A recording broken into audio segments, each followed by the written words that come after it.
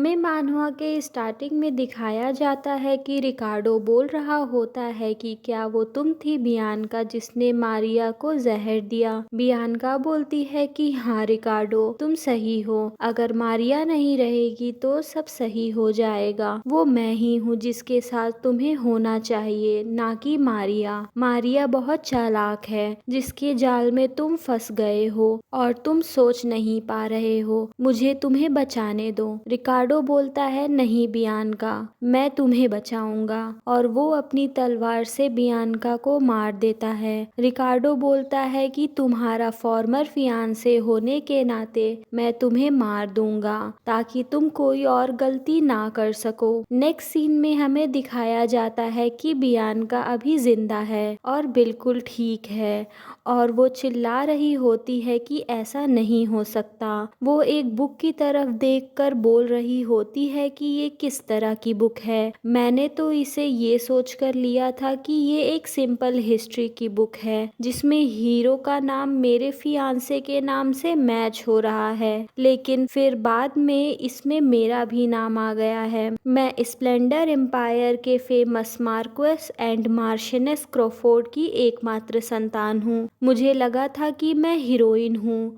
लेकिन मैं तो वो विलन बन गई जिसका सिर काटकर उसे मार दिया जाएगा। नेक्स्ट सीन में हमें सुबह गार्डन का सीन दिखाया जाता है जहाँ पर बियांका और रिकार्डो बैठकर चाय पी रहे होते हैं। हमें यहाँ रिकार्डो का भी थोड़ा इंट्रोडक्शन दिया जाता है और बताया जाता है कि रिकार्डो का पूरा नाम रिकार्डो विनकेजर है और वो बियांका का फियांसे है। रिकार्डो एक बहुत ही हैंडसम लड़का है। वो इकलौता हायर है ड्यूक डोम का और एक माहिर स्वॉर्ड्समैन भी है। बियांका को उसकी डीप वॉइस भी पसंद है। हमें बताया जाता है कि Bianca one of the top beauties है एम्पायर में, लेकिन वो फिर भी फीमेल प्रोटैगनिस्ट नहीं बन पाई। जो आखिर में फीमेल लीड बनी वो बियांका से बिल्कुल अलग थी। वो एक लो ओरिजिन की लड़की थी जो मार्क्वेस वेंसबरी की लव चाइल्ड थी और वो कंट्री साइड से कैपिटल आई थी। वो सुंदर तो थी लेकिन कल्चर्ड नहीं। उसे कोई भी सोफिस्टिकेटेड मैनर्स नहीं आते थे।